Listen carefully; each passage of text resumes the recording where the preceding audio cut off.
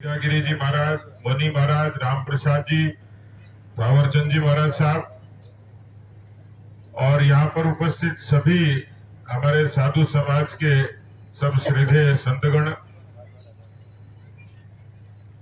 समाज और राजनीति के तमाम अगुवा लोग, भाई सुशील कटारा जी, कैलाश जी, हरेंद्र नीनामा जी, राजेश कटारा जी, कृष्णा जी, हमारे गोविंद सिंह राव जी, दिनेश भट्ट जी, तमाम हमारे पार्टी के और समाज के सभी गणमान्य लोग जो मंच पर विराजे हैं। मैं देख रहा हूं कि एक बहुत बड़ी संख्या में हमारी मातृशक्ति है। हमारे इस जनजाति समाज के तमाम वो बुजुर्ग लोग जो जनजाति परंपरा को जिन्होंने लंबे समय तक जिंदा जीवंत रखा है और उसी के साथ नई पीढ़ी के तमाम वो नौजवान प्यारे बच्चों, ये कोई समय का नियति का चक्र कहें। मैं तीसरी बार इस जगह पर आया हूं और मैं खुद भावुक हूं क्योंकि एक बार स्वर्गीय जीतमल जी के सुपुत्र का देहांत हुआ तो मैं शोक संवेदना के लिए जीतमल जी से मिलने के लिए आया था और दोबारा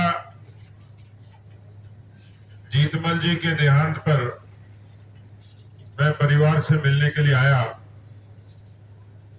ये तीसरा अवसर है जब आज उनकी बरसी है।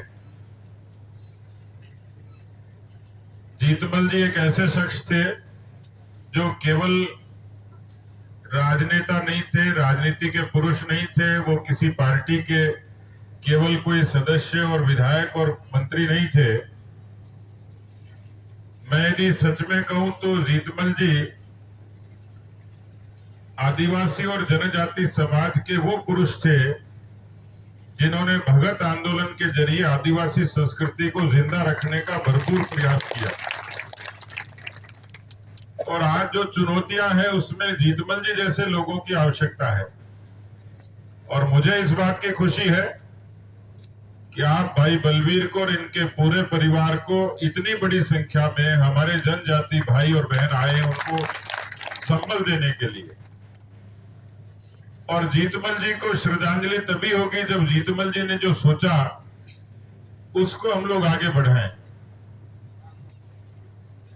बात एकलव्य से शुरू होती है कि जब जो लोग जनजाति को पिछड़ा मानते हैं तो एकलव्य ने तो केवल मिट्टी की प्रतिमा बनाकर इतनी प्रतिभा हासिल कर ली थी कि वो आवाज को भेद कर भी सटीक निशाना तीर कमान का लगा लेते थे।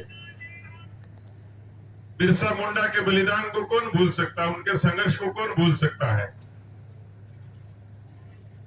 यदि राणा पुंजा नहीं होते तो मुगलों के खिलाफ महाराणा प्रताप जी का संघर्ष अधूरा होता। राणा पुंजा भील के उत्साही जज्बे ने महाराणा प्रताप को ताकत भी दी और मुगलों को घुटने टेकने पर मजबूर किया, भागने पर मजबूर किया। दुनिया के भीतर भारत की ऐसी धरती है जो बिल्कुल सनातन है। न ऐसा देश है, न ऐसी धरती है, न इतिहास है, न संस्कृति है।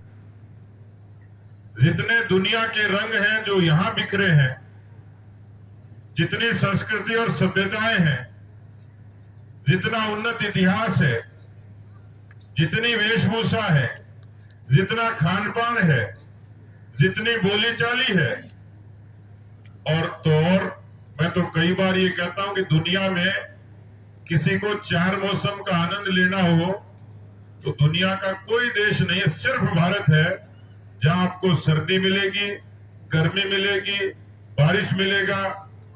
पूरे देश में कश्मीर से कन्याकुमारी तक चारों ऋतुओं का आनंद, चारों मौसम का आनंद कोई दुनिया में कहीं मिल सकता है तो भारत में मिल सकता है। यहाँ का इतिहास, यहाँ के महापुरुषों का संघर्ष, यहाँ के योद्धाओं की शूरवीरता,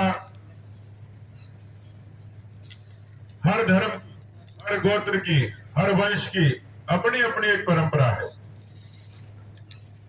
मुझे ये कहते हुए गर्व है क्योंकि मैं एक बड़े जनजाति समाज के समूह में खड़ा हूं।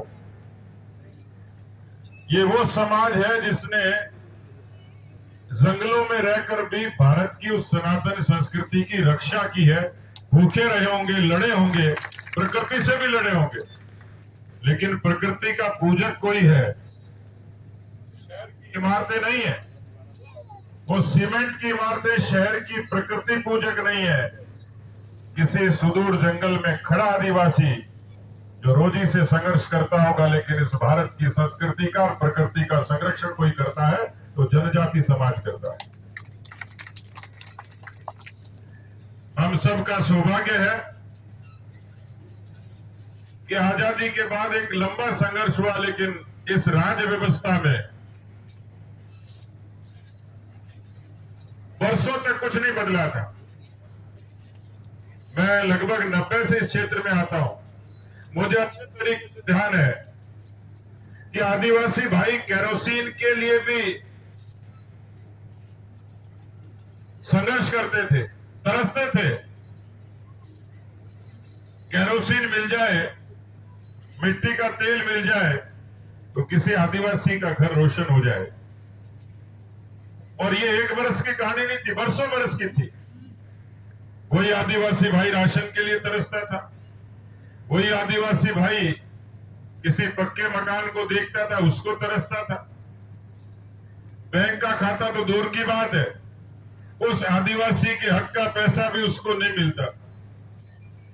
और केवल मैं नहीं कह रहा, ये देश के प्रधानमंत्री जी कहते थे किसी समय, उस समय के तत्कालीन प्रधानमंत्री, कि हम गरीबों के लिए 1 रुपया भेजते हैं और उन तक 15 पैसे पहुंचता है, 85 पैसे कहां जाते हैं हमें नहीं पता। अब मैं आदिवासियों के जीवन को बदलते हुए देखता हूं। प्रधानमंत्री आवास की छत भी मिली है, जनधन का बैंक का खाता भी खुला है, उज्ज्वला की गैस भी मिली है और शौचालय भी उपलब्ध हुए हैं। माताओं बहनों का जीवन बदला है। और कोरोना जैसी महामारी में ये तकलीफ जरूर थी कि हमारे बीच में स्वर्गीय जीतमल जी जैसे हमारे योद्धा हमारे बीच में नहीं रहे, लेकिन ये हिंदुस्तान के नेतृत्व की ताकत थी कि आज 190 करोड़ लोगों को टीका लगा और सब भाइयों की उस कोरोना से रक्षा हुई। वरना देश में कितना बड़ा बिगाड़ होता आप कल्पना नहीं कर सकते।